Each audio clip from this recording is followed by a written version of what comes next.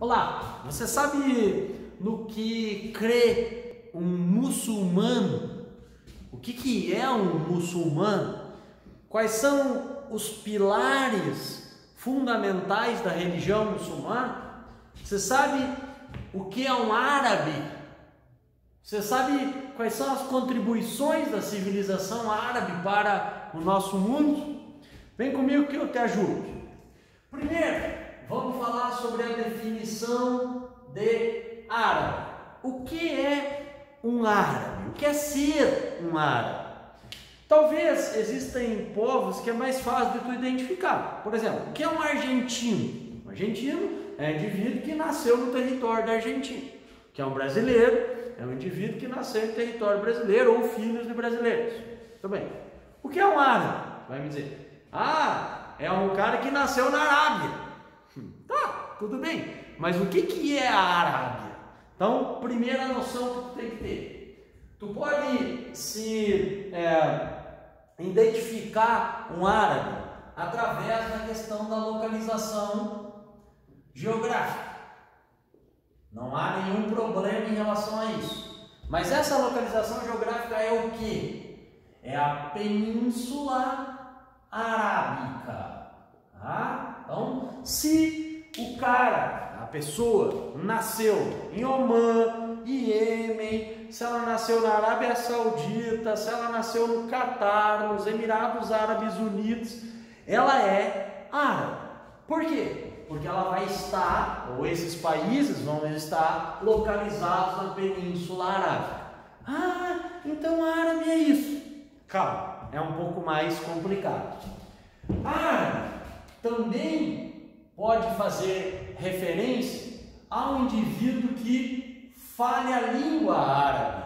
Você é árabe, você fala árabe, você escreve árabe, você também pode ser considerado um árabe. Claro, se ela for uma das tuas principais línguas, talvez a tua principal língua.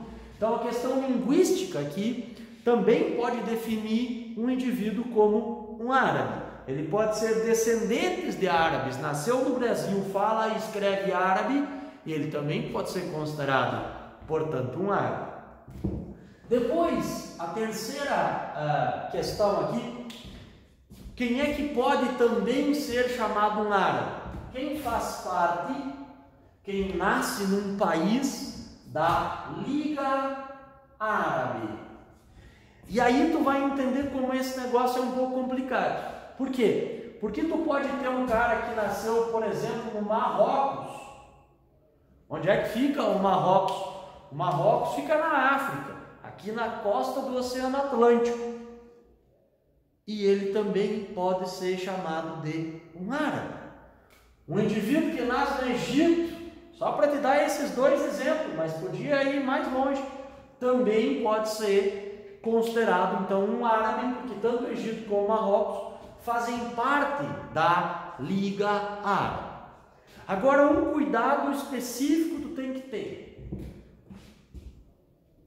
Religião. Todo brasileiro é católico? A resposta é sim. Não. Tu vai ter brasileiro que é protestante, tu vai ter brasileiro que é evangélico, tu vai ter brasileiro que frequenta o espiritismo, o candomblé, a umbanda, tu vai ter brasileiro que é ateu. Então aqui tu também tem que ter esse cuidado. Porque tu tem entre os árabes que são cristãos, árabes que são judeus, árabes que são muçulmanos. Claro que a maior parte dos países árabes ou da Península Arábica ou que são do Oriente Médio, do Norte da África, que fazem parte da Liga Árabe, a maior parte desses países, eles têm uma religião. Eles são muçulmanos. O que é um muçulmano? Muçulmano é um seguidor do islamismo. Já vou te explicar algumas noções sobre essa religião. Mas tu cuida, porque não são todos. Nós vamos ter aí 90% deles seguidores da religião muçulmana. Mas como eu acabei de te dizer, nós temos os outros 10% que não necessariamente são muçulmanos. eles são cristãos, eles podem ser cristãos ortodoxos, eles podem ser judeus. Ou seja, nem todo árabe é muçulmano e nem todo muçulmano é árabe. Tu pode ter um muçulmano que é brasileiro, por exemplo. Esses muçulmanos brasileiros no Brasil, Império 1835, vão fazer inclusive uma revolta, que a gente chama Revolta dos Malês. Malê é o termo que nós usamos para escravos africanos que viviam no Brasil e que eram seguidores do islamismo, eles eram muçulmanos. Muito bem, então a primeira ideia desse vídeo é fazer uma definição para te entender o que é um árabe. Então eu espero que tenha ficado claro. Árabe pode ser um indivíduo que nasceu na Península Arábica, árabe pode ser um indivíduo que fale árabe, árabe pode ser um indivíduo que mora em um país da Liga Árabe e, na sua maioria, eles são muçulmanos. Mas tu já aprendeu também que eles podem ser os árabes de outras religiões. Aqui, só para a gente deixar isso bem registrado e tu também aprender, existem dois tipos de muçulmanos, os chamados xiitas e os sunitas. Qual é a diferença entre eles? Se tu procurar aí nos meus vídeos, tu vai encontrar um vídeo sobre a origem do mundo árabe. Lá eu te explico um pouco melhor sobre o surgimento dessa divisão. Os xiitas e os sunitas, eles vão surgir a partir da disputa do quarto califado entre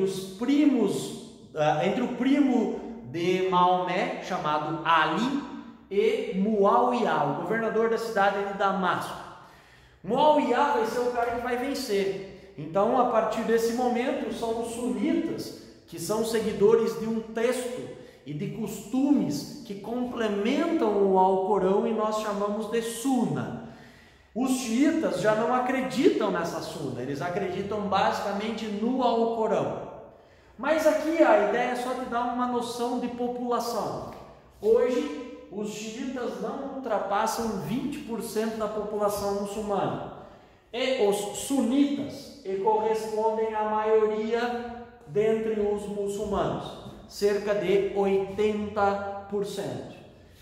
Xiitas, só para a gente registrar, então são seguidores única e exclusivamente do Alcorão, que são as mensagens que supostamente então Maomé teria recebido de Alá e transcrito isso com a ajuda de alguns escribas.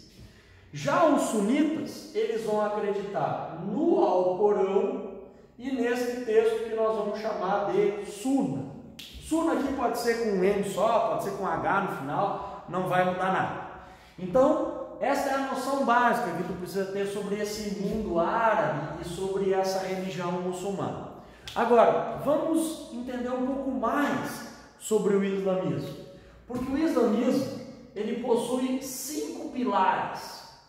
5 fundamentos da sua teologia. O primeiro fundamento é a fé. Esse primeiro fundamento, ele tem uma coisa interessante. Por quê? Porque todo muçulmano deve propagar a sua fé. Ou seja, não basta ele apenas acreditar em Alá, acreditar na história vivida por Maomé como o último profeta, o último homem que teria falado com Deus. Ele tem que, além de acreditar, propagar essa fé, levar essa fé a outras pessoas. Essa, então, seria a primeira grande característica. A segunda característica tem a ver com o ato de dar esmola, de ajudar os mais pobres. Então, entre os muçulmanos é extremamente normal você ajudar aquele que supostamente Deus não deu a ele tantos proventos, tantos recursos. Ele tem uma vida mais difícil. Se você tem uma vida mais fácil, você deve ajudar aquele indivíduo que tem uma vida mais difícil. E essa forma é realmente dar a ele esmola, é dar a ele dinheiro, é ajudar ele financeiramente. Ok? Terceiro grande pilar. O terceiro grande pilar é o pilar da oração. Todo muçulmano deve rezar 5 vezes por dia o islamismo, a sua fé. Essa oração que ele vai fazer vai ser voltado para a cidade de Meca. Então todo muçulmano, onde ele esteja no mundo, ele vai identificar, seja na sua casa, seja numa praça, num local público, aonde ficaria do local que ele está a cidade de Meca. E ele vai fazer essa oração então 5 vezes por dia. Geralmente você faz antes do nascer do sol, depois do nascer do sol, quando o sol está no alto, e aí há variações, pode ser de manhã, pode ser de meio-dia, pode ser no começo da tarde, antes do pôr do sol e depois do pôr do sol. Sempre que ele fizer essas orações, ele não pode estar alcoolizado, ele não pode estar bêbado. Isso é uma das características que faz com que o islamismo pregue muito o combate às bebidas alcoólicas. Existem vários países, inclusive da Liga Árabe, que proíbem a venda de bebidas alcoólicas. Se você consumir bebida, se você vender, você vai preso. Então é importante esse quesito cultural para te entendendo um pouco mais sobre esse mundo muçulmano. Depois, o quarto pilar da religião muçulmana, ele é o pilar do Ramadã. O que é o Ramadã? O Ramadã é o jejum a qual os muçulmanos se submetem 1 mês por ano a 28 dias de jejum. Então aqui vamos aprender uma outra coisa. Por que é 28 dias? Porque o calendário dos muçulmanos é um calendário lunar. Tu pode perceber várias bandeiras de países que são muçulmanos, eles têm lá o desenho, né? Tu vai ver que eu sou meio ruim de desenho, mas eles têm o desenho de uma meia-lua nas suas bandeiras. Isso demonstra o culto que eles têm à lua, que vem desde a região da época da Mesopotâmia, na história antiga. O calendário deles é lunar, portanto tem 28 dias. E durante esses 28 dias os muçulmanos devem fazer então um jejum. Esse jejum é um jejum de pensamentos negativos, é um jejum de atividade sexual, é um jejum de comida e é um jejum de bebida. Eles não podem beber nem água. Da onde até onde? De antes do nascer do sol até o pôr do sol.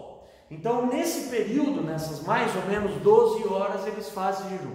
Agora, por que esse sacrifício? Mais uma vez, para ter uma noção de como é a vida daqueles que não são tão abastados, para se colocar no lugar dos mais pobres, para se colocar no lugar dos mais humildes. Então, eles vão passar essa restrição, vão ficar 12 horas sem beber e sem comer. Para quê? Para eles se colocarem então no lugar dessas pessoas que passam isso durante muitos dias e muitos momentos da sua vida. Quinto e último pilar para a gente finalizar essa aula de hoje, esse vídeo de hoje.